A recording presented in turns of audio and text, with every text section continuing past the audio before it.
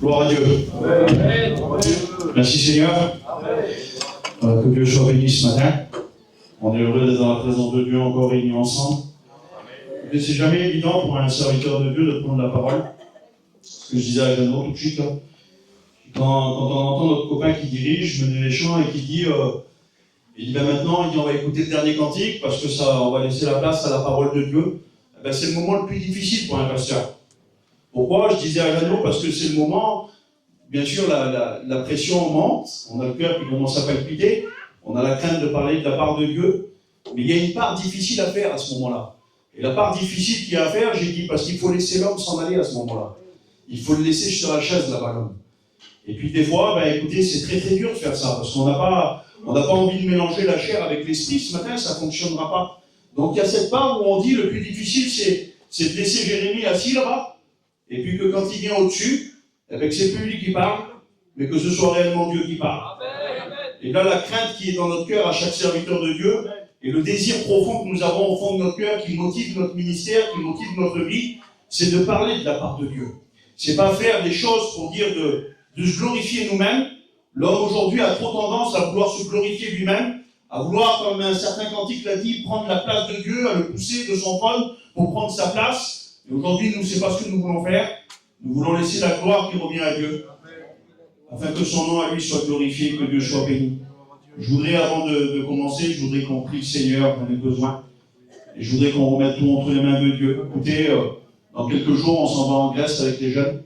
Et puis on a fait notre petit programme. Et puis dans le petit programme, il y a une petite femme là qui s'appelle Lydie dans les Actes des Apôtres. Et un mot a touché mon cœur, c'est qu'il dit qu'à ce moment-là, Dieu ouvrit son cœur. C'est beau ça. Dieu ouvrit son cœur. Je voudrais qu'on puisse prier ce matin, afin que Dieu ouvre le cœur de chacun d'entre nous, non pas seulement le vôtre, mais aussi le mien ce matin. Parce que la parole de Dieu, avant de s'adresser à vous, elle est un miroir. Je n'ai pas besoin de vous dire des choses, j'ai besoin que Dieu parle à mon cœur ce matin. C'est bizarre là, de s'auto-parler. C'est pas moi qui m'auto-parle, c'est la parole de Dieu qui est un miroir qui me parle. Et j'ai besoin aussi que mon cœur soit ouvert. Je voudrais demander à un copain, je vais demander au petit Josué qui prie le Seigneur. Pour la gloire, Seigneur, merci. Merci pour ce matin, Seigneur. Seigneur, je te demande de bénir Jérémie pour nous maintenant. Seigneur, ta parole, elle est déjà bénie, mais oint ton serviteur de ton esprit. Puisse avoir un mot pour chacun d'entre nous. Seigneur, bénis l'auditoire ce matin. Que ton nom soit élevé ce matin, Seigneur. Nous voulons voir ta gloire ce matin, Seigneur. Viens bénir nos cœurs. À Dieu revient la gloire. Amen. À Dieu soit la gloire. Merci Seigneur. J'ai l'habitude de faire des introductions, mais là ce matin, j'ai pas envie, je voudrais rentrer directement dans le message. On ouvre la parole de Dieu dans l'évangile de Luc, au chapitre 2, et le verset 41, une histoire bien connue. Les lecteurs de la parole de Dieu sont bien habitués à l'écouter. Les parents de Jésus allaient chaque année à Jérusalem à la fête de Pâques. Lorsqu'il fut âgé de 12 ans, ils y montèrent selon la coutume de la fête. Puis quand les jours furent écoulés et qu'ils s'en retournèrent, l'enfant Jésus resta à Jérusalem. Son père et sa mère ne s'en aperçurent pas. Croyant qu'il était avec leurs compagnons de voyage, ils firent une journée de chemin et le cherchèrent parmi leurs parents et leurs connaissances. Mais ne l'ayant pas trouvé, ils retournèrent à Jérusalem pour le chercher. Au bout de 3 jours, ils le trouvèrent dans le temple, assis au milieu des docteurs, les écoutant et les interrogeant. Tous ceux qui l'entendaient étaient frappés de son intelligence et de ses réponses. Quand ses parents le virent, ils furent saisis d'étonnement, et sa mère lui dit, « Mon enfant, pourquoi as-tu agi de la sorte avec nous? Voici ton père et moi, nous te cherchions avec angoisse. » Il leur dit, « Pourquoi me cherchiez-vous? Ne saviez-vous pas qu'il faut que je m'occupe des affaires de mon père ?» Mais ils ne comprirent pas ce qu'il leur disait. Le thème de cette prédication, c'est « Où était Jésus ?» Où était passé Jésus? Et le thème de ce message ce matin, c'est « Où est Dieu ?» Si la parole de Dieu, lorsqu'on lit la Genèse, a commencé ainsi avec un certain homme qui s'appelait Adam, en lui posant cette question « Où es-tu, Adam ?» On voit dès le départ le désir profond de Dieu de vouloir constamment habiter avec l'homme, d'être constamment en train d'avoir une relation avec l'homme, et on voit son désir profond de vouloir tout le temps être en contact avec lui. D'ailleurs, il n'enseignera pas tout au long de l'histoire de la parole de Dieu. Lorsqu'on lit la Bible, on se rend compte que le mot tabernacle lui-même, le mot tabernaclé, c'est le mot habitation, c'est le mot habiter, qui nous fait voir que Dieu, son désir réel, était de vivre constamment avec l'homme. Seulement l'homme s'est éloigné du but de Dieu. Et justement, le mot s'éloigner du but, c'est le mot péché. On en a fait le mot péché. Ça veut dire manquer le but. Et par le péché, l'homme s'est éloigné de Dieu. Et lorsqu'on lit la parole de Dieu, on se rend compte que le Dieu a voulu commencer par la Genèse en disant ça. Où es-tu? Mais lorsque nous sommes aujourd'hui dans la dispensation de l'Église, il semblerait qu'on pourrait poser cette question, mais où est Dieu? Dieu est-il réellement parmi nous? Dieu est-il réellement dans nos foyers? Dieu est-il réellement le centre de notre attention? Dieu commence-t-il réellement, est-il à la première place dans nos vies? Alors on a fait une étude, cette étude il l'a appelée « Est-ce qu'aujourd'hui Dieu parle-t-il encore aux hommes ?» Et puis on pourrait vite rendre la réponse de dire « Amen, Dieu parle encore aux hommes » et puis c'est vrai, Dieu parle encore aux hommes. Et puis moi je voudrais commencer mon message comme ça, puisque le thème est « Où est Dieu? Où était Jésus? Où est Jésus ?» Je voudrais commencer mon message comme ça, c'est que, premièrement, le diable, des fois, peut nous faire croire que Dieu n'est plus là, que Dieu est absent, que Dieu est aux abonnés absents, que Dieu nous a abandonnés. Et puis, force est de constater que beaucoup de messages se succèdent. Vous savez qu'on entend des messages d'exhortation. Donc, si on entend des messages d'exhortation où on entend, écoute, Dieu ne t'a pas abandonné, Dieu est toujours avec toi, Dieu est toujours à tes côtés. Et sans cesse d'écouter des quatrièmes hommes qui étaient dans la fournaise, ou alors des anges qui sont descendus fermer la gueule des lions, ou alors des Jésus qui étaient dans la barque. Ces messages-là se succèdent. Alors force est de constater que le peuple a besoin d'entendre ça, Isaac. Il a besoin d'entendre que Dieu est avec lui, que Dieu ne l'abandonne pas. Donc à travers ça, on voit une tactique du diable. Et cette tactique du diable est révélée dans le fait que le diable fait croire à l'homme que Dieu l'abandonne, que Dieu n'est pas avec lui. Et cette pensée rôde dans la tête de l'homme à un point que certains sont rendus dans des états limites de dépression spirituelle. Je vais utiliser ce mot-là. De dire, mais Seigneur, où c'est que tu es? Puis, je peux vous en parler, je l'ai vécu dans ma vie. Beaucoup l'ont vécu, la plupart, les 100% de la Réunion ici, l'ont vécu un jour dans leur vie, de dire, mais Seigneur, où es-tu? L'autre jour, on était avec là, il y a une petite femme, elle disait, je faisais un signe à Dieu hier. Je disais, mais Seigneur, je suis là, regarde, je suis là, mais toi, t'es où? Et le lendemain, Clay, lorsqu'on rentre dans la petite chambre d'hôpital, j'ai dit, Clay, vas-y, dis un mot de la part de Dieu. Et vous savez ce qu'il a dit à la femme en commençant? Il a dit, ma soeur, je vais te dire quelque chose. Dieu est là. Donc c'est bien, c'est bien que le peuple a besoin d'entendre ça. Et les messages d'exhortation se succèdent. Pourquoi? Parce que c'est une technique du diable, ou c'est que le diable t'a fait croire ça. Et puis Dieu n'a pas manqué au préalable, en avance, de déjà répondre au diable. En écrivant par Ésaïe, lorsque le prophète Ésaïe a dit, si une mère, elle oublie de donner à manger à son enfant, il dit, moi l'Éternel ton Dieu, je ne t'oublierai jamais, parce que je t'ai gravé dans mes mains. Chaque dimanche, chaque jour, nous nous rappelons la croix. Et lorsque nous rappelons des blessures du Christ à la croix, alors ce verset est censé encourager nos cœurs en nous disant, non, tu n'es pas tout seul, mais plusieurs fois dans la parole de Dieu, il est marqué que Dieu est avec nous, que Dieu ne nous abandonne pas. Vous savez combien de fois? 365 fois dans la parole de Dieu. 365 fois, il est mention, ou fait une mention que Dieu ne nous abandonne pas, que Dieu est avec nous, que Dieu est à nos côtés. Une fois pour chaque jour de l'année. Dieu ne nous abandonne pas. Et force est de constater bien que le peuple a besoin d'entendre ça. Parce que le diable, c'est son cheval d'attaque. Alors lorsqu'on lit la parole de Dieu, moi je voudrais commencer comme ça, c'est que c'est vrai que le diable nous dit ça. Et c'est vrai que Dieu a répondu si parfaitement à la parole que l'ennemi allait nous dire, pour nous dire non, je ne t'abandonne pas, non, je suis avec toi. Et écoutez, lorsqu'on lit la Bible, on se rend compte que, regardez, des hommes ont été percutés déjà par le diable il y a déjà 2000 ans, 3000 ans en arrière. Un jour, l'ange de l'Éternel va visiter Gédéon. Gédéon est au pressoir, ils se cachent des Madianites, ils sont en train de mettre pas le bétail, évidemment, la récolte de côté. Ils mettent la récolte de côté pour pas que les Madianites, qui étaient comparés à des sauterelles, venaient dévorer les champs, venaient dévorer le bétail, ils leur laissaient rien du tout au peuple. Alors notre petit Gédéon, qu'est-ce qu'il va faire? Il va mettre ça de côté. Et puis la parole de Dieu va nous dire qu'un jour il reçoit une visite, c'est l'ange de l'Éternel. L'Éternel est avec toi, vaillant héros. Quelle parole d'encouragement. Mais regardez comment le diable a déjà travaillé dans son esprit. Il dit, mais si l'Éternel est avec nous, pourquoi toutes ces choses nous sont arrivées? Vous voyez la parole que le diable a été glissé là? Le diable a déjà fait son travail, le diable est déjà venu parler. Il a dit, mais alors si l'Éternel est avec toi, je dis non. Il dit, pourquoi qu'il vous arrive tout ça? Et puis Paul, merveilleusement, a répondu des centaines d'années après à cette parole de Gédéon. Vous savez ce qu'il a dit? En parlant du peuple d'Israël, Il a dit, mais toutes ces choses leur sont arrivées, pourquoi? Il dit, pour nous servir à nous d'exemple dans le premier livre aux Corinthiens. Il dit, si toutes les choses qui arrivent à Israël leur sont arrivées, c'est pour nous servir d'exemple aujourd'hui à nous.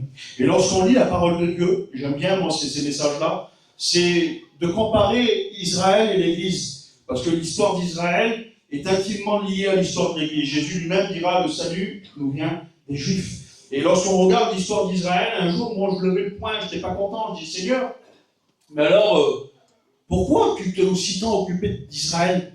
Pourquoi ça a été si tant la prunelle de tes yeux?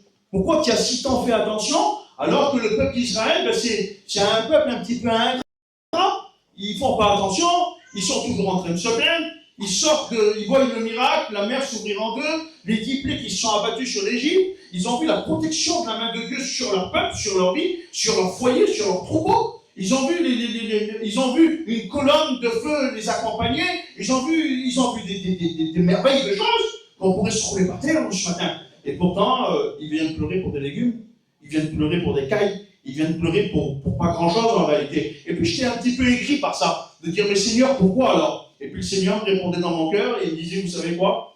Il dit, mais vous êtes exactement pareil.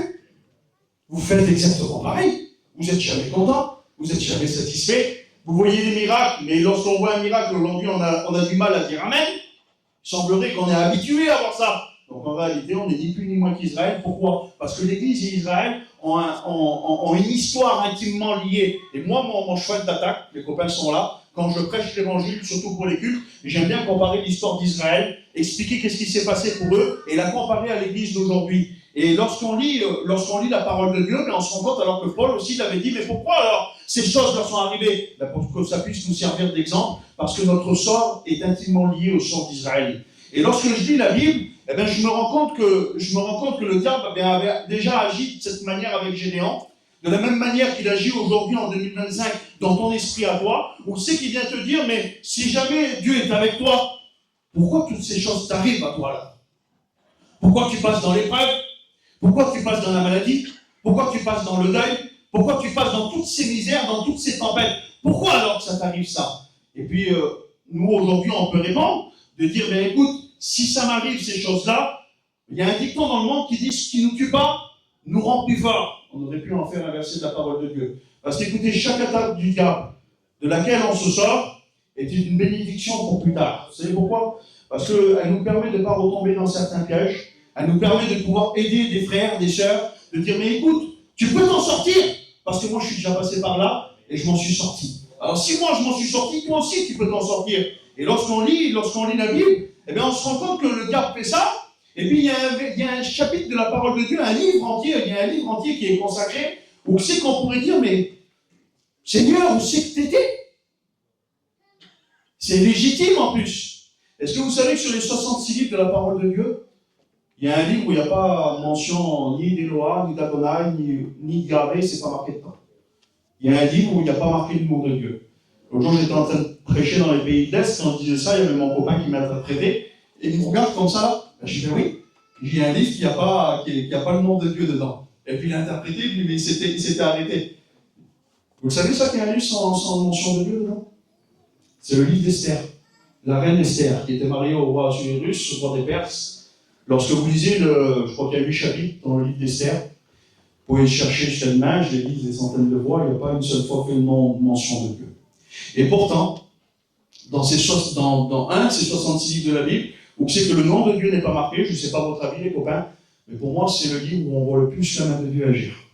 Parce qu'on voit la providence de Dieu, on voit la protection de Dieu, on voit son omniprésence qui est là, et pourtant il n'est pas fait mention de lui. Alors on pourrait se dire, dans tout ce qui s'est passé pour eux, mais quand Haman est venu, le descendant du roi Agag, le descendant des Amalécites, du roi Amalek, lorsque Haman il est venu, et puis qu'il a promulgué ce décret par le roi Assuérus par Russe, comme quoi que le peuple juif allait être détruit entièrement. Plus de femmes, plus d'enfants, plus rien du tout. Entièrement, un génocide, on appelle ça.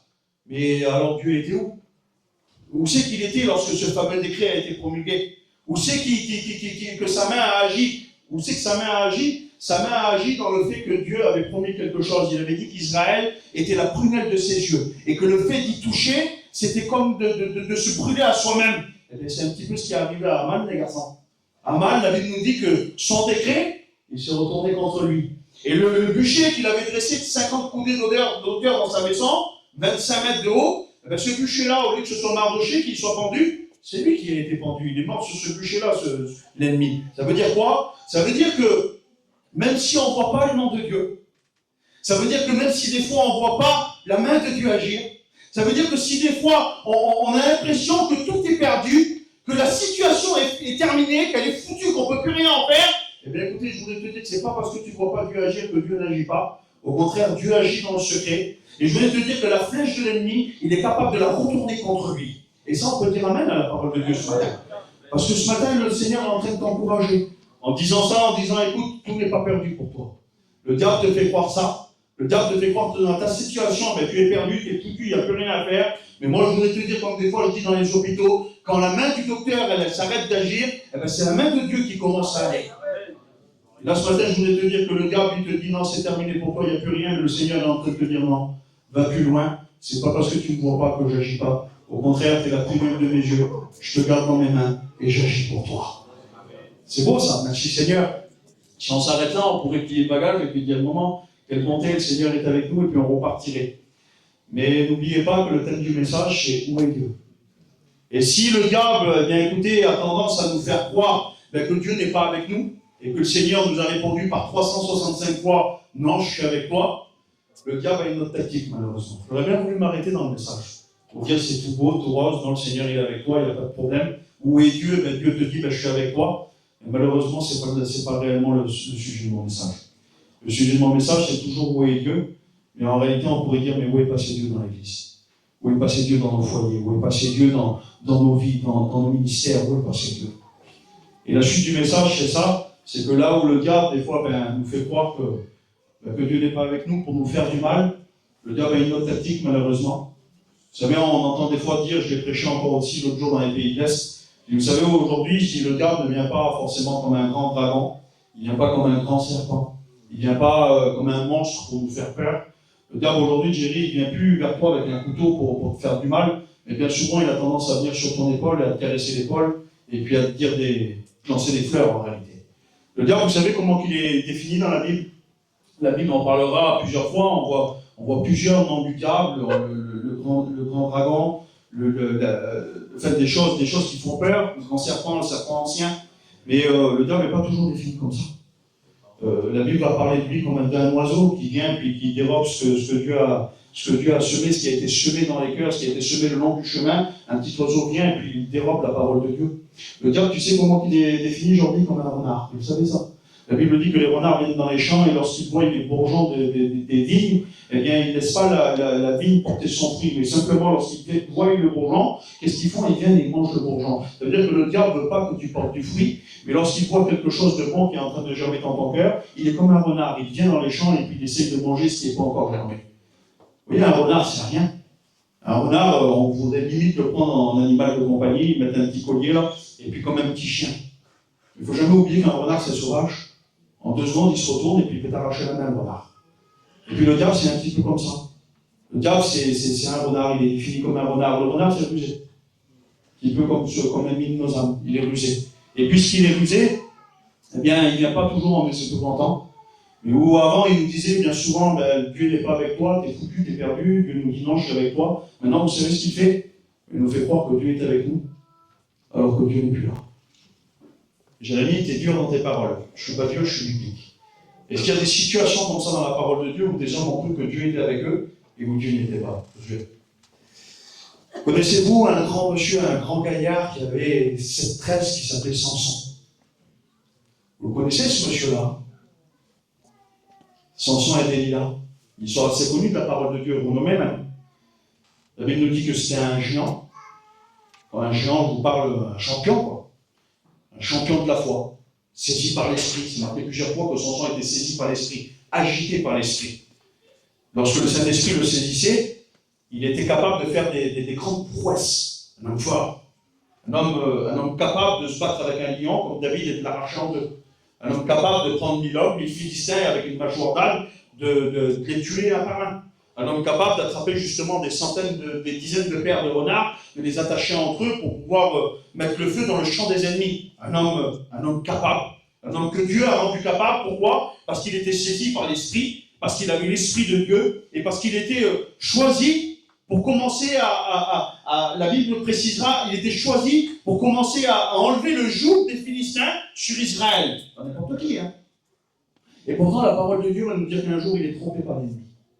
Et dans sa chute qui va commencer, sa chute avait commencé bien auparavant, mais dans la fin de sa chute, la parole de Dieu va nous dire qu'il va se lever, et croyant que Dieu était toujours avec lui, il ne savait pas que Dieu s'était retiré de lui, il va préciser la parole. La Bible nous dit qu'il va se lever, et puis il va dire, je m'en sortirai, comme toutes les autres fois. Il ne savait pas que l'Éternel s'était retiré de lui. C'est quoi sa fin à lui? Ceux qui sont habitués de lire la Bible, vous écoutez plusieurs fois cette histoire. Sa fin à lui, déjà, premièrement, on va y crever les yeux. Puisqu'il avait perdu l'esprit, il va aussi perdre la vision. Quand on perd l'esprit, frères et sœurs, on perd la vision. Quand on perd l'esprit, on perd pas mal de choses. Et quand on perd l'esprit, malheureusement, notre issue, si on ne le récupère pas, c'est quoi? Son sang est mort. Il avait perdu l'esprit. Bien sûr, vous me direz, il y a eu un moment où c'est qu'il a fait une prière à Dieu, mais ce n'est pas le thème de mon message. Le thème de mon message, c'est que Dieu s'était retiré de lui. Dieu n'était plus là. Quel danger! Quel danger où c'est que le diable nous fait croire que Dieu est toujours avec nous, qu'on va s'en sortir, qu'on peut s'appuyer sur nos connaissances, qu'on peut s'appuyer sur nos forces à nous. Et vous savez, quand l'ennemi vient et que l'esprit n'est plus en nous, nos forces à nous, là, ça ne nous sert à rien. Vous savez ce que fait le diable avec un homme? Il plie en deux. Il s'amuse avec. N'oubliez jamais que le diable, c'est le... Payan disait que c'était le singe de Dieu, le commis de Dieu, qu'il était dans la poussière et puis que c'était sa juste place. Et il avait raison.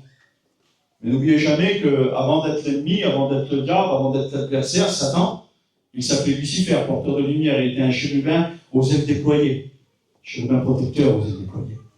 Il a une position particulière. Ça veut dire que le diable, c'est pas un enfant. Le diable, c'est pas un ami. Le diable, c'est pas un rigolo. On ne prêche pas le diable, nous ce matin on prêche Dieu et puis on veut le remettre à sa place là où c'est qu'il est dans la poussière. Mais je veux vous dire de faire attention ce matin. En vous disant qu'on ne peut pas s'amuser avec les choses du monde ni celles qui sont dans le monde. On ne peut pas s'amuser avec les choses de la vie, d'ailleurs on le regardera plus tard, où c'est que Jésus nous a mis en garde contre ça, où c'est que l'apôtre Jean, si jeune de cette époque-là, l'avait écouté et puis il va aussi nous prévenir sur ça, mais on ne fait pas ce qu'on veut les frères et sœurs. On ne peut pas vivre une vie comme on l'en veut, on ne peut pas jouer avec les choses de Dieu, on ne peut pas s'amuser éperdument avec les choses de Dieu. Les choses de Dieu, c'est sérieux, frères et sœurs. C'est une chose qui est sérieuse. C'est le plus grand sérieux qu'on doit avoir, c'est dans les choses de Dieu. S'il y a des choses où c'est qu'on peut plaisanter, vous savez, écoutez, je connais la plupart de l'assemblée ici, et j'ai des amis intimes à moi. Moi, je suis là derrière le micro, je suis mon sérieux parce que je suis un serviteur de Dieu en train de porter la parole de Dieu, mais mes copains intimes sont là. Puis quand on est entre nous, excusez-moi, mais on n'est pas toujours, on ne se prêche pas de l'un à l'autre. Des fois, on a nos petits moments, on rigole. Pourquoi? Parce que c'est les choses de la vie où c'est qu'on peut se permettre de rigoler. Mais les choses de Dieu, elles sont sérieuses. On n'a pas le temps de rigoler, on n'a pas le temps de s'amuser. Le diable fait beaucoup de dégâts. Il y a le retour du Seigneur, il est devant nous, le retour du Seigneur. Il peut arriver là tout de suite, je le crois en prêchant, que ça peut arriver. Et à cause de ça, les frères, on ne peut pas louper le coche. On ne peut pas par plaisanterie, on ne peut pas par manque de sérieux louper le coche. Et c'est ce que le diable nous fait croire. Nous fait croire des fois de dire c'est chill. C'est ça le mot du voyageur, c'est le mot un petit peu. Limite, c'est le diable qui l'aurait inventé ce mot-là. C'est chill, c'est rien, mon Dieu, c'est rien, tout le monde le fait ça. Et maintenant, c'est pas comme ça. On ne peut pas se permettre certaines choses, on ne peut pas faire comme on veut. Les choses de Dieu, c'est sérieux, il faut y prêter une grande attention. Donc c'est que l'Éternel nous dit prenez garde de la manière dont vous tenez. Prenez garde lorsque vous rentrez dans la maison de Dieu. Faites silence devant l'Éternel. On les a oubliés ces versets-là. Quand on rentre dans la maison de Dieu, écoutez, tout à l'heure, j'ai écouté Miguel qui avait commencé, il disait qu'il y a du bruit. Et aujourd'hui, c'est comme ça, voilà, 10h05, 10h10, on commence la réunion et puis il y a toujours du bruit. On fait un petit peu comme on veut. Enfin, écoutez, je ne suis pas là pour vous donner tous les détails, je suis là pour prêcher la parole de Dieu. Écoutez, pour reprendre le fil, alors s'il y a un danger de dire, mais on croit que par notre activité, de croire que par nos connaissances, de croire qu'on peut se battre contre le diable, et puis donc on dit, le Seigneur nous dit ce matin, que le diable c'est pas un ami, le diable c'est pas un jouet. Le diable, s'il a affaire à un homme charnel, il le plie en deux, croyez-moi, j'en ai certainement fait les frais plusieurs fois. Heureusement que des fois, des serviteurs de Dieu, des copains ont été là pour nous conseiller dans les choses de Dieu. Pourquoi? Parce qu'on reprend de l'appui, on trouve du secours dans nos frères. Et puis écoutez, pourquoi je vous dis ça? Parce que ça m'est arrivé à moi, comme ça arrive à tous mes copains, un jour, malheureusement, de manquer de l'Esprit de Dieu, de manquer du Saint-Esprit, que le diable est venu, puis qu'il a fait un petit peu ce qu'il voulait, il nous a dit des choses et ça nous a fait du mal. Alors ce matin, on le dit, on met un gros panneau avertissement, c'est pas un copain, faisons attention, il peut venir et nous faire du mal. Et danger est pour l'homme de croire que par son activité, que par ses moyens à lui, eh bien, qu'il peut s'en sortir. Vous savez, je vais citer Jimmy. Jimmy disait toujours ça. Écoutez, il n'y a pas d'action sans onction. Et il n'y a pas d'activité sans intimité. Et écoutez ce que je vais vous dire, quand l'activité prend le pas sur l'intimité, et quand l'action, elle prend le pas sur l'onction, écoutez, parfois on croit même être dirigé par Dieu, mais en réalité, on est un petit peu embêté parce que même des fois on se trompe de volonté. Comment ça, Jérémie? Vous savez qu'on peut se tromper dans la volonté de Dieu. Vous savez qu'il est important de chercher la volonté de Dieu.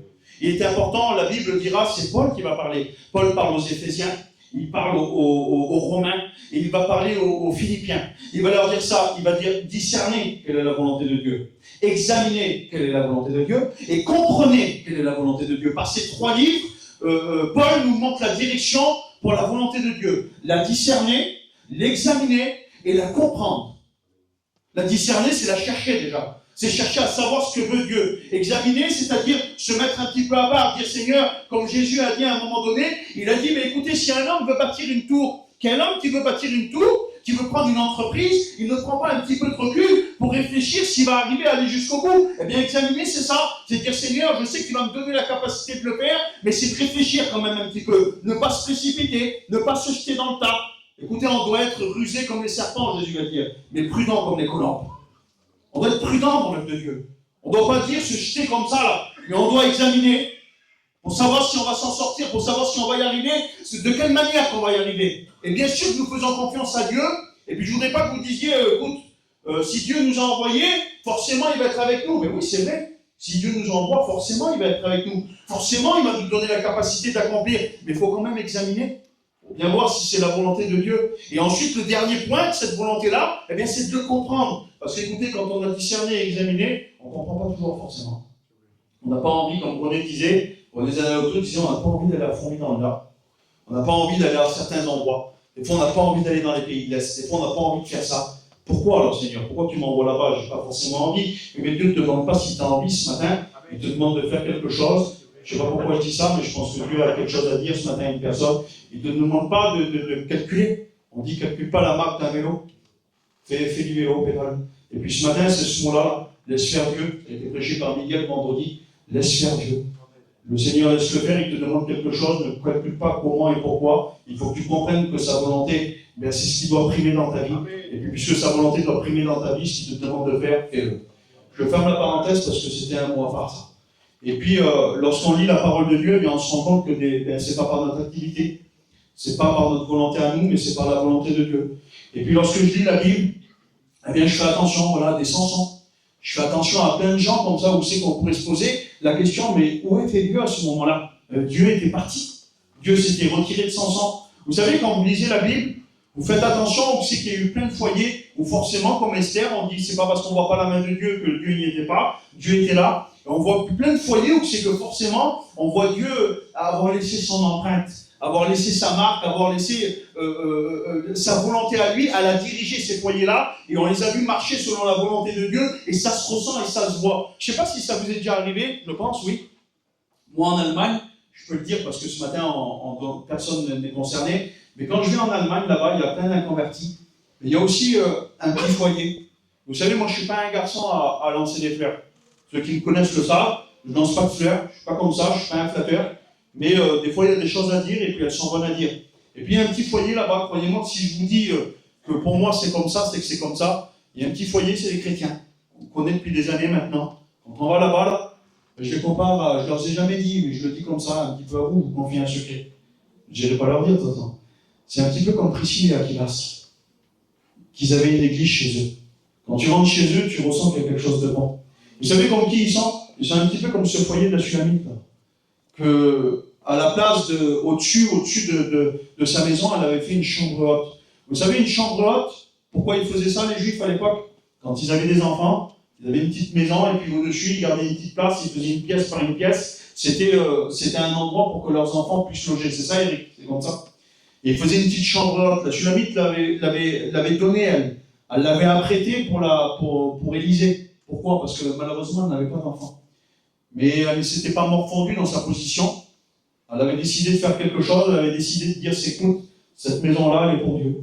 Je la donne pour Dieu. Et puisque je la donne pour Dieu, bien écoutez, je vais donner entièrement la maison à Dieu. Et puis, ce petit foyer que je vous parle, il est un petit peu comme ça. J'ai des copains qui sont venus déjà avec moi les visiter. C'est un petit foyer de Priscilla Aquilas. C'est un petit foyer de la Shulamite. Vous savez ce qu'ils ont dit l'autre jour avant de partir, ça m'a touché. Il y aura toujours quelque chose pour vous ici. Notre porte, elle sera toujours ouverte pour vous. Il y aura toujours un petit bout, une petite boisson, un petit café pour vous. La maison, elle sera toujours grande ouverte pour vous. Et croyez-moi, que quand les gens de l'Allemagne nous disent ça, ça veut dire beaucoup. Parce qu'ici, pas beaucoup le savent, mais il y a des situations qui sont compliquées là-bas. Et quand du monde là-bas nous ouvre la porte de cette manière-là, écoutez, c'est vraiment important pour nous.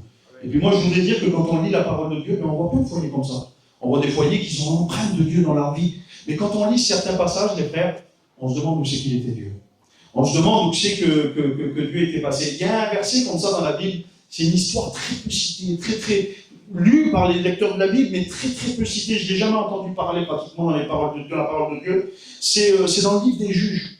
La Bible nous dit dans le livre des Juges elle finit comme ça en plus. Il y a 3 chapitres qui y sont consacrés. Le chapitre 19, le chapitre 20 et le chapitre 21 du livre des Juges. Il va terminer, les garçons, sur une histoire bizarre. Vous la voyez, cette histoire-là?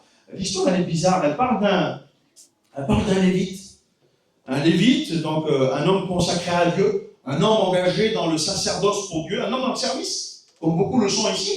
Cet homme-là, il est marié avec une fille du territoire Juda. Elle est de Bethléem, exactement, la ville où est né Jésus. Et la parole de Dieu va nous dire que, cause de la vie, une cause d'infidélité, je le dis, eh bien ce foyer va divorcer. C'est rare d'écouter ça, la parole de Dieu. On n'entend pas beaucoup de divorces dans la Bible. Vous avez fait attention à ça? On ne fait pas beaucoup attention, il n'y a pas beaucoup de mentions de divorce, et pourtant ce foyer-là, il a divorcé à ce moment-là. Ils se sont séparés pendant une période, je crois, de 4 mois. Pendant 4 mois, ils se sont séparés. Et puis le Lévite, là, à un moment donné, écoutez, la Bible va dire ça, il va dire elle était retournée à Bethléem, dans la maison de son père, et puis elle s'était livrée, certaines versions précisent à des choses très graves. Darby nous donne la précision exacte. Mais lorsqu'on lit la parole de Dieu, eh bien, on fait attention que le Lévite, dans son cœur, est un petit peu touché, c'est son épouse, il l'aime. Et puis qu'est-ce qu'il va faire? Au bout de 4 mois, il va aller dans la maison du père de la jeune femme, là, et puis qu'il va vouloir la récupérer. Et lorsqu'il veut la récupérer, écoutez, le père le reçoit tout joyeux. Quel père, écoutez, je vous le dis comme ça dans les choses de la vie, quel père, si le foyer de ses enfants divorce, si le petit Jean y revient alors que la fille elle a fait des choses pas terribles, quel père, en même temps, s'il voit le gendre arriver, ne serait pas content? La petite, tu sais qu'elle a tort, et le gendre, il arrive, il dit non, je veux quand même la récupérer. Quel père ne serait pas content? Et le père, il est content. Alors qu'est-ce qu'il fait? Il fait un petit repas. Et pendant 3 jours, ils se réjouissent pendant 3 jours. Mais le père, il est un petit peu trop content. Le père est un petit peu trop content parce que le 4e jour, le jeune, il veut repartir, là, le garçon. Il veut prendre la petite fille et puis s'en aller. Et puis la Bible nous dit que le papa, il vient, qu'est-ce qu'il fait, lui? Il dit, vas-y, réjouis-toi encore un petit peu. Il dit, mange un petit morceau de pain, il dit, pour fortifier ton cœur. Et la parole de Dieu va nous dire que ce morceau de pain-là, je ne sais pas qu'est-ce qu'il avait fait à manger, mais alors ça a duré un petit moment. Ça va aller tellement loin que la nuit va pratiquement arriver, et puis le garçon veut partir. Puis le père va lui dire, le beau-père va lui dire, non, écoute mon fils, reste là ce soir. Il dit, tu partiras demain matin de bonne heure. Puis la parole de Dieu nous dit que le jeune garçon, il va écouter, le jeune homme va écouter. Et puis le 5e jour est là, et le 5e jour, il veut partir de bonne heure. Le beau-père, il est encore très content. Qu'est-ce qu'il fait? Il vient, il dit, vas-y, encore un petit morceau de pain pour fortifier ton cœur. Et le garçon, il tend un petit peu dans le panneau, alors qu'est-ce qu'il fait? Allez, vas-y, si ça te fait plaisir. Une image comme ça, vous avez compris. Il va manger ce petit morceau de pain. La Bible nous dit que le beau-père va lui demander, reste jusqu'au déclin du jour. Et puis le déclin du jour va arriver, et puis là, ce jour-là, le garçon a décidé à partir. Il dit non, il dit maintenant, il dit c'est le moment pour moi de partir. Le beau-père va lui dire, écoute, il est tard, la nuit elle va bientôt tomber, tu devrais rester là. Non, ce coup-là, je m'en vais. Je ne sais pas si je joue la parenthèse ou pas, c'est compliqué. Laissons faire Dieu, voilà, je vais dire ça comme ça. Quand on dit laissons faire Dieu, c'est pas ce matin-là que pour moi je le dis. Pour les foyers, là, je suis en train de parler. Laissons faire Dieu. Des fois, c'est nous qui parlons. Des fois, c'est nous qui veut faire. Malheureusement, on envenime plus les choses que ce qu'elles sont déjà. Laissons faire Dieu, mes frères et sœurs. Dans les foyers, je sais que c'est pas toujours facile, et puis moi je suis jeune encore pour dire ça. Je vous dis juste ça pour pas mettre les pieds là où c'est que je devrais pas les mettre. Laissons faire le Seigneur. Dieu sait ce qu'il fait, Dieu sait gérer les choses, et on se rend compte que ce jour-là, ils n'ont pas laissé faire Dieu, justement. Mon père s'était mêlé de la situation, il avait, dans sa contentesse, voulu être un petit peu trop imposant, et puis la parole de Dieu va nous dire que ce garçon-là va décider quand même de partir, et l'issue va en être fatale. L'issue va en être fatale. Parce que l'issue de la soirée, de cette soirée-là, c'est que dans le lendemain matin, sa femme est morte. Sa femme est décédée. Je vais aller plus loin dans le texte. La Bible nous dit que cette femme, excusez-moi du terme, elle a été découpée en 12 morceaux pour être envoyée aux tribus d'Israël pour expliquer la situation. C'était pas censé être un enterrement le lendemain. C'était censé être un moment de réjouissance, où c'est que le petit foyer, là, ils allaient repartir plus belle, et puis que là où c'est que le diable avait fait du dégât, que ça allait être terminé. Mais on se rend compte que parce que le Lévite, qui était censé être dirigé par Dieu, à mon avis, les garçons là, c'est pas toute la faute de la femme dedans. Si on lit l'histoire, on dit c'est sa faute à elle, parce que le début, ça a commencé à cause d'elle. Mais n'oubliez pas que le Lévite était un serviteur de Dieu. N'oubliez pas que le Lévite était censé être quelqu'un dans le sacerdoce, il était censé être quelqu'un dirigé par Dieu. Mais quand on lit l'histoire, les frères, 3 chapitres qui sont consacrés, et c'est pas pour rien, quand on lit l'histoire de la parole de Dieu, on se rend compte qu'en plus que la femme va mourir. Vous savez ce qui va se passer? Il va se passer une guerre. Il va se passer une guerre. Il y a une guerre entre les frères. Pourquoi? Parce qu'il y a une tribu, 11 tribus contre une autre tribu. Le peuple de Benjamin, qui était mêlé dans l'histoire, eh bien écoutez, le peuple d'Israël va se réunir tous ensemble et décider d'éradiquer le peuple de Benjamin. C'est-à-dire qu'en plus d'une femme qui est morte, il risquait d'y avoir des milliers de morts ce jour-là, et une tribu risquait d'être retranchée du pays d'Israël. Vous imaginez ce qui se passait là? À cause d'une mauvaise décision, à cause que Dieu n'était pas dans l'affaire, à cause qu'un homme n'avait pas mis Dieu le premier, pensait peut-être à cause de son sacerdoce, à cause de son activité, être au sommet, parce que c'est ce qu'il était, on va dire, avec les galons qu'il avait sur l'épaule, il était au sommet, les garçons. Mais réellement parlant, Dieu n'était pas dans l'affaire, et ça j'en suis sûr. Sinon ça ne serait pas passé comme ça. Si Dieu ne se mêle pas de l'affaire à la fin, la tribu de Benjamin allait retirer. Et puis il n'y aurait pas eu de roi Saül. Parce que le roi Saül était issu de cette tribu-là. Et la Bible nous dit que lorsque, à la fin, bien, écoutez, Dieu reprend toujours le dessus. Et nous, c'est ce que nous voulons ce matin. Nous voulons laisser Dieu reprendre le dessus. Ce message-là, il n'est pas là pour nous condamner. Il n'est pas là pour nous faire du mal. Il est là pour nous prévenir et nous donner une solution. Mais voyez le danger qu'il y a lorsque Dieu n'est pas dans une affaire. Ce garçon-là, l'issue a été la mort. Et une tribu a failli être retirée de l'héritage à cause de ça. Faisons attention, mes frères et sœurs. Le diable, des fois, nous fait croire qu'à cause de notre position, à cause de notre service, à cause de notre activité, eh bien que nous sommes, comment dire ça, mais que nous sommes protégés, que rien ne peut nous arriver, c'est pas vrai. C'est pas vrai. Notre activité n'est pas une protection. Notre fonction n'est pas une protection. Vous savez ce qui nous protège? Ce qui nous protège, c'est notre intimité avec Dieu. Vous savez pourquoi? Parce que lorsqu'on pose la question, mais où est Dieu? Et puis je devance un petit peu le message, c'est pas grave. Lorsqu'on dit, mais où est Dieu? Vous allez savoir où est Dieu, premièrement. Jacob avait dit une parole merveilleuse. Il l'a appelé d'ailleurs Bethel, ce endroit-là. Il s'appelait auparavant Luz, mais il l'a appelé Bethel, la maison de Dieu. C'est vrai que Jacob l'a appelé comme ça, puisqu'il avait fait une expérience fabuleuse. Où c'est qu'il va dire ça? Il va dire que ce lieu est redoutable. Il dit parce que dans ce lieu-là, il y a la présence de Dieu. Il a appelé la maison de Dieu. C'est vrai que l'église est un endroit où il y a Dieu. Elle est censée être un endroit où il y a Dieu. Elle est censée être un endroit où lorsqu'on vient, bien écoutez, il y a la présence de Dieu. On peut écouter la parole. Elle est censée être un endroit où c'est qu'il y a Dieu. Mais malheureusement aussi, ça c'est pas toujours le cas. Puisque David Wilkerson un jour avait dit une parole qu'aujourd'hui nous vivons.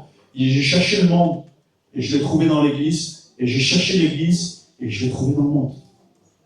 Et si le monde rentre dans l'église, je ne le dis pas pour l'église de Châteauneuf ce matin, je le dis pour l'église en général. Si le monde rentre dans l'église, il n'y a plus de place pour Dieu.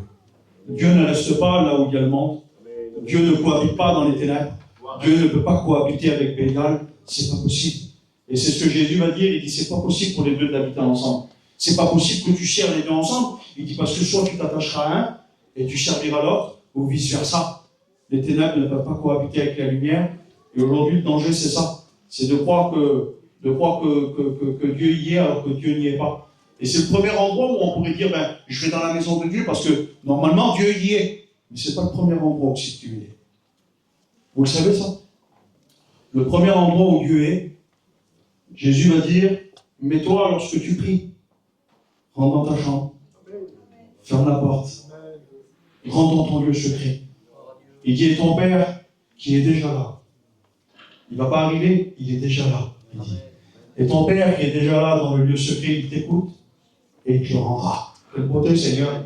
Le premier endroit où nous devons trouver Dieu, c'est dans notre chambre, c'est dans notre intimité. Ne croyons pas que c'est forcément en rentrant dans la chambre du mobil-home, de la camping ou de la maison. Vous savez que la chambre de notre cœur, c'est la première où c'est qu'on doit trouver Dieu. Et lorsque Dieu n'est pas ici dans la chambre de notre cœur, écoutez, il y a un gros danger, il y a un danger de mort spirituelle. Et puis ce que je voudrais dire, moi, ce matin, c'est que, écoutez, l'action, j'ai dit, c'est pas une protection. Ce qui est notre protection, c'est que Dieu soit dans cette chambre-là. Si Dieu il est là dans cette chambre-là, là c'est une protection. Si Dieu il n'y est plus, de la même manière qu'il dit qu'il s'était retiré de certains hommes, parce que ces hommes-là avaient été écartés, parce qu'un jour Samuel a dit à Saül, il dit de la même manière que tu as déchiré mon manteau, Dieu a déchiré la royauté qui était sur toi. Pourquoi? Parce que Dieu t'a rejeté. Bien écoutez, prenons garde que Dieu ne nous rejette pas ce matin. Vu que Dieu est en train de nous dire ça, c'est pas parce qu'on est chrétien, c'est pas parce qu'on porte le nom de chrétien, et bien qu'on est forcément à l'abri du danger. Le nom de chrétien ne nous protège pas. Ce qui nous protège, ce n'est pas le nom du chrétien. Ce qui nous protège, c'est de vivre comme le Christ. C'est ça qui nous protège. Le nom de chrétien, c'est petit Christ. Mais si je m'appelle petit Christ, mais que j'aime le monde, qu'est-ce qu'il dit, Jean? Il dit celui qui aime le monde. L'amour de Dieu n'est pas en lui. Et aujourd'hui, voilà le danger. C'est que l'amour s'est en allé. Comment elle a fait pour s'en aller, l'amour? Comment on est arrivé à prêcher des messages comme ça? Des messages que je n'ai pas envie de prêcher. J'ai pas envie de prêcher ça, moi, ce matin. Je voudrais prêcher un beau message d'exhortation, de dire, ben écoutez, à la fin, il va y avoir une vague de l'esprit, on va être béni, on va être visité par l'esprit, je voudrais ça. Mais ce matin, je sais très bien que ça ne sera pas comme ça. Ce matin, je sais très bien que ce que Dieu demande à travers un message comme ça, c'est pas un parler en langue. Ce que Dieu demande à la fin d'un message comme ça, c'est de la repentance. Comment ça, de la repentance? On peut avoir de la repentance en tant que chrétien, mais la repentance fait partie du chrétien. On a trop tendance à dire que la repentance, c'est que pour l'inconverti. C'est pas vrai. La foi, la repentance, la conversion, c'est une doctrine biblique faisant partie de la conversion de la parole de Dieu, dans la parole de Dieu. Mais la repentance, elle est aussi monnaie courante quotidienne chez le chrétien. Ah bon? Mais bien sûr. Et Jérémie, c'est pas possible, c'est pas de la doctrine ce que tu dis. Mais écoutez, si vous voulez venir contre Jérémie, n'êtes pas d'accord, je veux bien, mais contre Jésus, vous ne ferez pas le pli, croyez-moi. Alors pourquoi tu dis ça? Ben, lisez les églises de l'Apocalypse, vous verrez. Combien de fois il est fait mention de repentance? Je crois qu'il est fait mention 8 fois ou 9 fois de repentance dans le livre de l'Apocalypse. Quand Jésus parle de repentance dans l'Apocalypse, il parle à qui, les garçons? Il parle aux martyrs? Il parle aux païens qui sont restés dans la grande tribulation? Il parle à l'Église? L'ange dit, il écrit, l'Esprit dit à l'Église. Quand il écrit, c'est bien à l'Église. Et quand vous lisez la parole de Dieu, la dernière Église à laquelle il parle, elle précède un verset connu, mais mal employé. Elle précède un verset connu, je le redis, mais très mal utilisé, très mal employé. On l'utilise dans nos réunions d'évangélisation. C'est quoi ce verset-là? Il est fameux ce verset, renommé et célèbre. Voici, je me tiens à la porte et je frappe. Si quelqu'un entend ma voix, qu'il ouvre la porte, et je soufflerai avec lui, et lui avec moi. Verset cité dans des réunions d'évangélisation, pas de problème, on peut spiritualiser, aucun problème.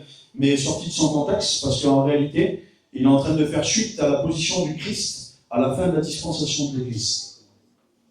C'est-à-dire que c'est la fin de la dispensation de l'Église, donc le retour du Seigneur, là, parce que lisez juste après, c'est le chapitre 4.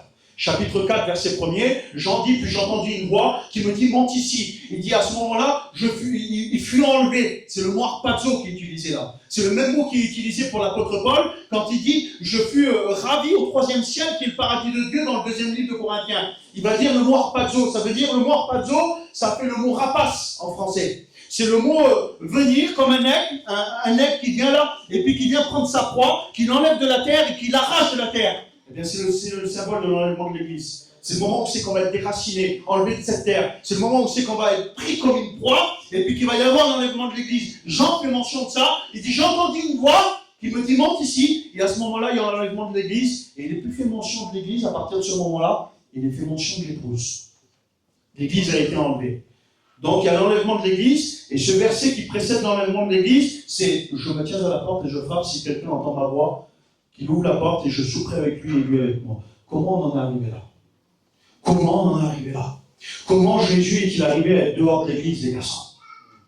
Bien, Jésus, écoutez, il nous explique comment ça s'est passé. Mais juste avant. Ça va, je peux continuer un petit peu ou pas? Il y a les frères, les anciens, je peux continuer quelques minutes si vous voulez. Il n'est pas tard. Comment on en est arrivé là? Ben, Jésus nous l'explique. La dernière église, juste avant qu'il dise ça, c'est laquelle, les frères? C'est laquelle? Pose la question. C'est la Odyssée. C'est l'église de la Odyssée. La Odyssée, vous savez ce que ça veut dire en français? Laos, c'est le peuple. Dicée, ça veut dire qu'il s'est donné un chef. C'est le peuple qui s'est choisi ou qui s'est donné un chef. Vous savez c'est qui?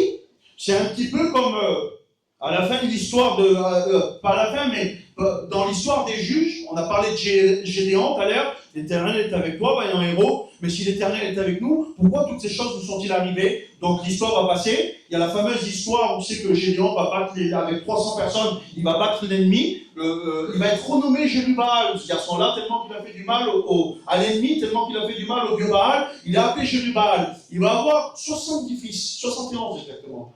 Dans ces 71 fils qu'il va avoir, la Bible va nous dire qu'il va en avoir un qui va appeler Abimelech. Abimelech, ça veut dire mon père est roi, ça veut dire en hébreu. Et lorsqu'il va avoir Abimelech, la Bible dit que lui, il va partir.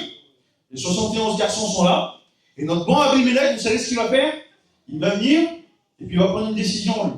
Il veut régner. Il veut être le roi. Il veut devancer Dieu.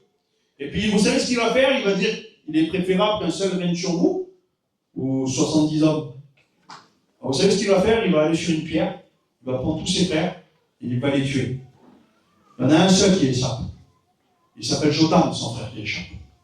Son frère va réussir à s'échapper. Lui, il va devenir roi. On parle de Saül, roi d'Israël, c'est vrai. Le premier roi d'Israël. Roi officiel, on va dire. Officieusement, il y en a eu un avant lui, c'était Abimelech, il a régné quelques jours après.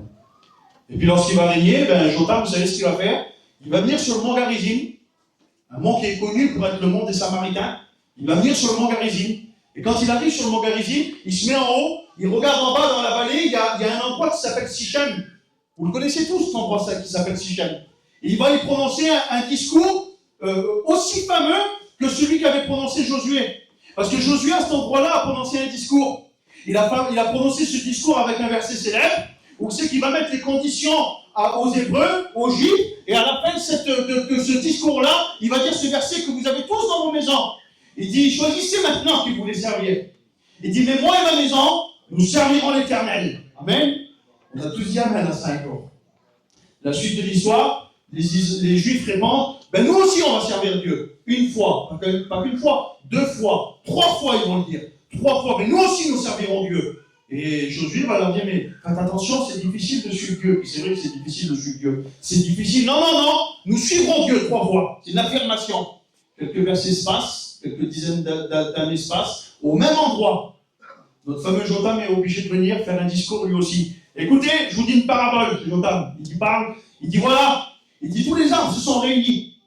Il dit tous les arbres de la forêt se sont réunis. Ils ont dit choisissons et élissons un chef, un roi sur nous. Ils ont été vers le figuier, ils ont dit figuier règne sur nous. Le figuier n'a pas voulu. Il a dit non, on renoncerait jamais en fruit. Ils ont été vers la vigne, ils ont dit toi la vigne règne sur nous. La vigne a dit non, on renoncerait jamais en fruit. Ils ont fait les plus beaux arbres comme ça. Et ils sont rendus vers le buisson d'épines. Ils ont été vers le buisson d'épines qui ne servait à rien, qui ne produisait rien. Et ils ont dit, et toi, la règne sur nous. Et puis, pour une fois, on prêtait de l'attention sur lui. Et puis, la Bible nous dit que Jotam va terminer sa parabole comme ça. Il va dire que le buisson d'épines a accepté de régner sur tous les arbres de la forêt. Et puis, il va mettre une prévention. Il dit, mais fais attention. Il dit, parce que de ce buisson d'épines-là sortira un feu dévorant qui va dévorer toute la forêt. Et c'est ce qui s'est passé. Il était en train de donner une parabole sur son frère, en disant, vous avez choisi l'homme, là. C'était le choix des hommes, les garçons. Vous avez choisi un homme comme chef. Et l'homme, Michée 7, verset 4, il va dire que le meilleur des princes, le meilleur des juges, le meilleur de tous ces hommes-là, il dit, il est semblable à un puissant d'épée. Et lorsque l'homme choisit de précéder le choix de Dieu.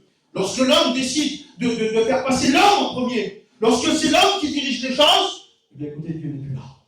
Et c'est ce qui s'est passé pour Laodicée. Laodicée, c'était le peuple qui s'était choisi un chef. C'est-à-dire c'est l'Église qui était dirigée par l'homme. C'est-à-dire c'est l'Église qui faisait passer l'homme le premier. C'est eux qui vivaient, je l'avais prêché une fois ici, ils vivaient un autre évangile sur lequel Paul, l'apôtre Paul, il les avait mis en garde. En leur disant aux Galates, il disait, mais je m'étonne que si promptement vous vous soyez livrés à un autre évangile. Il dit, mais non pas qu'il y ait un autre évangile. Il dit, parce que si même un ange, il viendrait promulguer, proclamer un autre évangile, il dit qu'il soit anathème. Il dit, je l'ai dit, nous l'avons dit précédemment, si un ange viendrait vous promulguer un autre évangile, je le répète, il dit qu'il soit anathème. Il le dira aux Corinthiens, cette parole-là. Il dira, si quelqu'un d'autre vient, un autre que nous vient, vous prêchez un autre Jésus, vous le supportez fort bien. Jésus lui-même dira, il dira qu'il est venu prêcher, qu'il est venu parler, qu'il est venu proclamer la parole, l'évangile, mais il dit, mais si un autre vient, il dit, vous le recevrez. Il parlait de l'Antichrist. Et puis on se rend compte, quand on lit la Odyssée, eh bien que la Odyssée, qu'est-ce qu'il a dit, les frères? Je vais bientôt finir, voilà, vous me laissez encore 5 minutes si vous voulez. La Odyssée, le peuple qui s'est choisi un chef, le peuple dirigé par l'homme, le peuple qui croit que Dieu est toujours au milieu de lui. Et vous savez ce qu'il leur a dit? Il lui dit ça. Il lui dit, tu crois que tu es riche? Tu crois que tu es bien? Tu crois que tu es au sommet, quoi? Pourquoi? Parce qu'on a la meilleure doctrine, parce qu'on a les meilleurs chants, parce qu'on a tout le meilleur. Tu crois que tu es au sommet? Il dit, tu sais pas alors? T'es pauvre, t'es aveugle, t'es misérable, et t'es nul. Alors je te conseille de moi, Jésus va dire, et ça je vous le prenez dans votre cœur, et je te conseille de moi d'acheter quelque chose. Il dit, je te conseille d'acheter de moi des vêtements blancs. Des vêtements blancs. Il dit, pour couvrir ta nudité. Il dit, je te conseille d'acheter de moi aussi du collier pour oindre tes yeux. Vous vous rappelez de Samson? Samson était devenu aveugle parce qu'il n'avait plus l'esprit, il était devenu aveugle. Et quand tu dis ça, tu dis, mais Seigneur, c'est quoi ces vêtements blancs alors? C'est le salut? Pour moi, dans le texte, personnellement, je ne sais pas, peut-être les frères pensent autre chose, mais dans le texte, je ne sais pas si c'est forcément le salut, puisqu'il est question d'acheter. Alors que Dieu, lui, nous a tout donné, il nous a donné le sacrifice parfait de Christ, et c'est à cause de ça que nous avons été rachetés. Je pense qu'il est plutôt question de sanctification. Parce que la sanctification, elle coûte. C'est pas, il y a la sanctification venue du ciel, c'est le salut, c'est la nouvelle naissance. Celle-ci, c'est Dieu qui a tout donné, c'est le Christ qui est mort sur la croix, qui est ressuscité le 3e jour pour nous justifier. Ça, c'était la part de Dieu. Mais la part de l'homme, c'est celle-ci, où c'est que Jésus va dire à ses disciples, il dit, vous maintenant, il dit, je vous ai lavé entièrement. Il dit, celui qui a été lavé entièrement, louos en grec, entièrement, dans le pain entier. Il dit, il n'a plus besoin de se laver le corps, il dit, méniktos. Il dit, il a besoin seulement de se laver les pieds. C'est-à-dire qu'un juif, quand il allait dans les mikvés, dans les bains de purification, il se purifiait entièrement. Mais quand il rentrait chez lui, je l'ai peut-être dit, je me répète, c'est pas grave, lorsqu'il rentrait chez lui, il n'avait pas des baskets aux pieds, il avait des lanières avec des sandales, et quand il rentrait chez lui, c'était pas du bitume par terre, du goudron, mais c'était de la poussière, des petits chemins en terre battue. Et quand il arrivait chez lui, qu'est-ce qu'il faisait? Il avait une petite bassine d'eau à l'entrée de la maison, il n'avait pas besoin de se relaver le corps en entier, puisqu'il était déjà propre, il était déjà lavé. Mais qu'est-ce qu'il faisait? Il avait sali ses pieds. Donc il prenait la petite bassine d'eau et il se relavait les pieds. Vous savez ce que c'est ça? C'est la marche dans la sanctification. C'est notre part à nous, où c'est que Dieu a fait sa part, il nous a lavé entièrement. Et malheureusement, lorsque nous marchons, nous salissons les pieds. Et puisque nous salissons les pieds en marchant, eh bien Dieu nous dit ce matin, écoute, ma part en moi, elle est faite, mais toi, ta part dans ta marche, c'est de faire quoi? C'est de te lever les pieds. C'est pour ça que Paul a dit, avant de dire ce fameux verset, verset 16 du chapitre 4 de Thessaloniciens, il va dire au son de la trompette de Dieu à la bande d'un archange, vous connaissez tous ce qu'il dit avant. Il dit, Dieu veut quelque chose de votre part, il veut que vous marchiez de progrès en progrès. C'est la sanctification, ça. C'est d'aller de progrès en progrès pour pouvoir aller, comme Paul l'a dit aux Corinthiens, de gloire en gloire. Pourquoi? Parce qu'un jour, Jean a dit que nous avons reçu grâce sur grâce dans la plénitude de Dieu. C'est les trois mots qui sont liés ensemble, ça. Puisque nous avons reçu la grâce, alors chaque jour nous vivons grâce sur grâce. Puisque nous avons vécu grâce sur grâce, eh bien nous vivons de progrès en progrès. Et ce progrès en progrès nous porteront à aller de gloire en gloire jusqu'à temps que nous irons dans la gloire dans le ciel. C'est des étapes obligatoires de la vie chrétienne, ça. Et là, on se rend compte que les Laodiciens, bien eux, ils en sont démunis, ils n'ont plus. Il n'y a plus de vêtements, il n'y a plus de collier, ils n'ont plus la vision, ils ont tout perdu. Comment ils en sont arrivés là? Ils en sont arrivés là rapidement, parce qu'un jour, Jésus, quelques églises avant, il parle à Pergame. Et quand il parle à Pergame, vous savez ce que c'est, Pergame? Ça veut dire, le mot Pergame, ça veut dire hauteur, citadelle, ça veut dire exactement. La citadelle, c'est là où c'est qu'on mettait une sentinelle en haut. Qu'est-ce que c'est la faculté d'une sentinelle, David? C'est de regarder, c'est de voir au loin. Une sentinelle qui est aveugle, elle te sert à quoi, toi? À rien du tout. Elle est aveugle, elle ne voit pas le danger arriver. Ça veut dire que si la sentinelle, elle est dans la Odyssée, là, celle-ci qui est aveugle, si on est dans la Odyssée et que là, il y a une sentinelle aveugle, mais elle ne voit pas le danger arriver, donc elle est foutue. Mais à Pergame, elle n'est pas encore aveugle, la sentinelle. Elle est aveugle à la fin. Elle a perdu tout à la fin. À Pergame, elle est toujours là, la sentinelle, mais il y a quelque chose qui s'est passé déjà. Jésus vient y parler, et il dit ça. Il dit, j'ai quelque chose contre toi, à Pergame. Il dit, c'est que tu as laissé des gens attachés à la doctrine des Nicolaïtes, des gens attachés à Jézabel. Il dit, tu les as laissés rentrer chez toi et apporter leur enseignement. J'ai quelque chose contre toi. C'était quoi les Nicolaïtes? Les Nicolaïtes, c'était de vivre dans la licence, de vivre dans la liberté. C'était de vivre, comment dirait, c'était quoi déjà Jésus seul, hein, c'est les Jésus seuls qui disent ça. Les Jésus seuls qui disent ça. Écoutez, ou sauver un jour, sauver toujours. Tu as été sauvé, tu es venu au salut, eh bien tu fais ce que tu veux un petit peu maintenant, tu vis dans la licence, tu vis comme tu veux. Les Nicolaïtes, c'était ça. C'est tu as été sauvé, Jésus t'a pardonné, aujourd'hui tu peux faire ce que tu veux. C'est limite le baptême de purification. Tu rentres dans. Nous on l'a beaucoup en Allemagne là-bas. Tu rentres avec tes péchés dans l'eau et puis tes péchés ils restent dans l'eau. Bon, ouais. C'est pas ça la parole de Dieu. La parole de Dieu, c'est pas ça du tout. Et eux, c'était ça. Au contraire, Paul, vous savez ce qu'il va dire? Galates 5, verset 13, en prévention de ça, en prévention des Nicolaïtes, il a dit, vous avez été appelés à la liberté. Il dit simplement, ne faites pas de cette liberté un prétexte pour vivre selon les convoitises de la chair. Vous voyez le danger? Le danger, il dit, Jean, je le redis, il a dit ça. Il a dit, celui qui aime le monde, l'amour de Dieu n'est point en lui. Et là, on y vient au sommet final, la fin de la prédication. C'est que pourquoi Pergame en est arrivé là? La Odyssée, c'est l'issue finale de l'Église. Ils croient qu'ils sont au sommet, mais ils n'ont plus rien du tout. Pourquoi? Parce qu'à Pergame, ils avaient déjà laissé rentrer des choses. Pourtant, la première église qui est mentionnée, Éphèse est une église par excellence. Je te connais, il va dire Jésus. Je connais ton œuvre. Je connais ton travail. Je connais ta persévérance. Je connais toutes ces choses-là. Vous savez qui c'est Éphèse? C'est pas rien, Éphèse. Éphèse, cette ville de Turquie aujourd'hui, c'était une ville où il y avait la déesse Diane. Cette déesse Diane, ils se sont tellement attachés à Dieu et à l'enseignement de Jésus que Paul avait donné, qu'un jour ils vont se réunir sur la place publique. Ils vont réunir tous les livres et les choses qui concernaient la déesse Diane.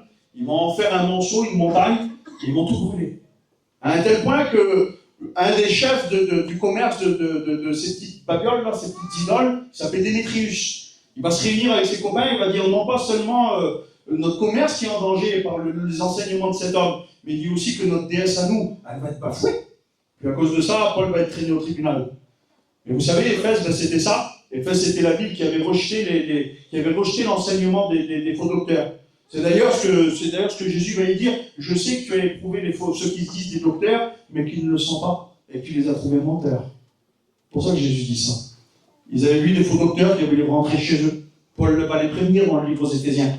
Ils avaient voulu donner des faux enseignements. Ils vont les éprouver, et puis ils vont dire, non, c'est pas comme ça, nous on reste attachés à la parole de Dieu. On a laissé Diane, c'est pas maintenant pour reprendre des choses mauvaises. Alors qu'est-ce qu'elle a, cette église-là particulière? Jusqu'à là, tout va bien. Et Jésus lui dit ça, mais il dit, mais j'ai quelque chose contre toi. Comment l'église est-elle arrivée à être aveugle? Comment l'église est-elle arrivée à se donner l'homme comme chef? Comment l'église s'est-elle rendue à un point d'être dite par Jésus comme étant dévêtue, aveugle et nue? Comment l'église a laissé rentrer des enseignements qui ne convenaient pas? Tout simplement parce qu'au départ, elle est arrivée, et puis elle avait abandonné le principal. Elle avait abandonné l'amour. Et Jésus lui dit, ce que j'ai contre toi, il dit, c'est que tu as abandonné ton premier amour. Et à partir de ce moment-là, Jésus lui dit, oui, mais j'ai une solution pour toi. Il dit, mais repens-toi. Et pratique tes premières œuvres. Et il dit, si tu ne te repens pas, il dit, je viendrai à toi. Il dit, j'enlèverai ton chandelier. Il dit, j'enlèverai ton chandelier de sa place. Il dit, je le déplacerai. Vous savez pourquoi je vous prêche ce message-là ce matin? Mercredi, j'étais assis là, je ne savais pas que je faisais le culte. Miguel, on a changé ensemble de place vendredi. Et mercredi, quand j'étais assis à la réunion, et vendredi, je l'ai refait aussi d'ailleurs, je regardais le peuple, et puis je regardais le peuple chanter. Et malheureusement, le peuple ne chantait pas. Je voulais écouter le peuple prier. Et malheureusement, il y a très peu en prier. Et puis mes yeux se sont portés sur la croix. Et puis je regardais la menorah au vent. Et puis le Seigneur a parlé dans mon cœur. Donc c'est que ça me disait comme ça. Tous les accessoires sont là. Mais certains croient que parce qu'il y a les accessoires, que Dieu est là. Mais c'est pas parce qu'on croit qu'on est dans l'activité. C'est pas parce qu'on croit qu'on a tous les accessoires que Dieu est forcément là. Et je dis pas que Dieu n'est pas là dans la réunion. Au contraire, je sais que Dieu est là dans cette réunion ce matin. Ce que Dieu est en train de mettre en prévention, c'est d'abord dans notre cœur de dire, écoutez, ne croyez pas. Ne croyez pas que celui qui croit est debout, Paul va dire, qui prenne garde de ne pas tomber. Est-ce que vous savez dans quelle circonstance il a dit ça? C'est dans la circonstance où c'est qu'il va dire toutes ces choses sont arrivées pour nous servir d'exemple. Alors maintenant que celui qui croit est debout, qui prenne garde de ne pas tomber. Pourquoi? Parce qu'Israël, vous l'avez dit, c'était lié ensemble. Israël croyait, mais au bout d'un moment, elle s'était trompée. Israël croyait que parce qu'il y avait l'Arche de l'Alliance, qu'elle allait gagner toutes les batailles. Écoutez, à un moment donné, quand vous lisez bien l'Arche de l'Alliance, il y avait trois choses, j'ai fini. Les trois choses dans l'Arche de l'Alliance, c'est quoi? La manne, les tables de la loi et le bâton d'Aaron fleuri. Des symboles merveilleux qu'on pourrait parler ce matin, mais ce n'est pas mon message. Quand Salomon construit le temple, 1 Roi chapitre 8, l'Arche de l'Alliance est remis à l'intérieur. Vous êtes d'accord avec moi? Vous avez fait attention qu'il manque quelque chose à l'intérieur? Donc deux choses. Il manque le bâton fleuri et il manque la manne. Il reste plus que les tables de la loi. Pourtant, la Shekinah va venir. La Shekinah a rempli le lieu. La Bible dit que dès qu'ils mettent l'Arche de l'Alliance, ils ne peuvent pas faire le service parce que la gloire de Dieu, la Shekinah, elle a rempli le lieu très saint. Et puis ils ont été obligés de sortir, ils ne pouvaient plus faire le service dedans. Et ça veut dire quoi? Il leur restait une seule chose. Il leur restait la parole de Dieu. Mais faites attention à quelque chose. Faites attention que quand le temple a été détruit par Nebuchadnezzar, par ses armées, la Bible nous dit qu'à un moment donné, eh bien, le temple va être reconstruit, les murailles vont être reconstruites, mais il manque quelque chose à l'intérieur du lieu très saint. Il n'y a plus l'Arche de l'Alliance. Vous avez fait attention à ça? Et parce qu'il n'y a plus l'Arche de l'Alliance, il n'y a plus la loi, il n'y a plus la manne, il n'y a plus le bâton fleuri, il n'y a plus les promesses, il n'y a plus la lecture de la parole de Dieu, il manque tout, il n'y a plus rien. Et vu qu'il n'y a plus ça, les frères, il n'y a plus Dieu. Dieu n'est plus dans le lieu très saint. Et ça ne vous choque pas, vous, que quand on lit le Nouveau Testament, on parle que du temple, le locaux, les locaux, mais que le principal, il n'est pas au milieu. Et c'est pour ça que la Bible va parler comme ça. Au bout de 3 jours, ils le trouvèrent, j'ai fini, dans le temple, assis au milieu des docteurs, les écoutant et les interrogeant. Tous ceux qui l'entendaient étaient frappés de son intelligence et de ses réponses. Quand ses parents le virent, ils furent saisis d'étonnement, et sa mère lui dit, mon enfant, pourquoi as-tu agi de la sorte avec nous? Voici ton père et moi étant dans l'angoisse. Il leur dit, pourquoi me cherchez-vous? Dieu n'était pas loin. Dieu n'était pas loin. Il s'était retiré, il n'était plus dans le lieu très saint. Mais comme un symbole, pour nous dire qu'à partir de ce moment-là, le lieu très saint ne servirait plus à rien, mais que ce serait notre cœur qui deviendrait le temple du Saint-Esprit. Jésus était déjà venu nous faire voir le démarrage à 12 ans, en nous disant à partir d'aujourd'hui, le lieu très saint ne servira plus à rien. Mais l'endroit où c'est que Dieu veut être, c'est dans ton cœur. Et si Dieu est dans ton cœur, la Bible dit que si nous aimons le monde, l'amour de Dieu n'est point en nous. Ça veut dire que si l'amour de Dieu n'est point en nous, les frères, ça veut dire qu'il n'y a pas Dieu en nous, puisque la Bible nous dit que tout est lié ensemble. Jésus dans notre cœur, c'est l'amour parfait qui bannit la crainte. La Bible dit, Romains 5,5, le Saint-Esprit a déversé l'amour de Dieu dans votre cœur, et la Bible nous dit que l'amour de Dieu n'est pas dans notre cœur si jamais on aime le monde. Écoutez, si jamais l'amour a disparu de nos vies, posons-nous des questions ce matin. Si jamais la compassion que nous avions avant envers nos frères et nos sœurs a disparu, posons-nous des questions. Si jamais l'amour que nous avions envers Dieu auparavant, qui nous poussait à venir à la réunion, à chanter des cantiques de tout notre cœur, à louer le Seigneur de tout notre cœur, si ça a disparu, posons-nous des questions. Mais Dieu te dit ce matin cette parole-là. Il te dit, c'est pas perdu pour toi. T'as un moyen ce matin. Je m'attends pas à des paroles en langue, moi, ce matin. La Bible nous dit, mais alors fais quelque chose. Il dit, repens-toi. Et donc du zèle. Si tu as du zèle, qu'est-ce que je vais faire? Il va dire à Pergame cette parole-là. Il va dire, si tu te repens, si tu reviens, il dit, je vais te redonner la manne. La manne qui était disparue de l'Arche de l'Alliance. Il dit, je vais te la redonner, cette manne qui se renouvelle chaque matin, cette manne qui nous symbolise la bénédiction de Dieu chaque matin, la sanctification chaque jour. cette manne-là, qui est la promesse de Dieu, les promesses, les bontés renouvelées chaque matin. Il dit ça, si tu te repens, je vais te la redonner. Cette manne qui était dans ce petit vase d'or, qui nous représente la gloire que nous avons à venir auprès de Dieu. Parce que le Père est descendu du ciel, le Christ de gloire. Si ce Christ-là, nous l'avons dans nos cœurs, alors lorsque le son de la trompette va sonner, lorsque le signal va être donné, alors nous irons avec lui dans le ciel et nous serons avec lui pour l'éternité. Il dit, je te donnerai cette manne et ce caillou blanc et un an nouveau. Et vous, ça allait jusqu'au bout. C'est ça qui nous emmènera jusqu'au bout. C'est l'amour de Dieu. Et aujourd'hui, le Seigneur te dit ça. Il te dit, écoute, si tu es concerné par ce message, il dit alors fais attention, repens-toi. On prie le Seigneur, vous voulez? Je voudrais qu'on prie le Seigneur. Éric, prie le Seigneur pour nous.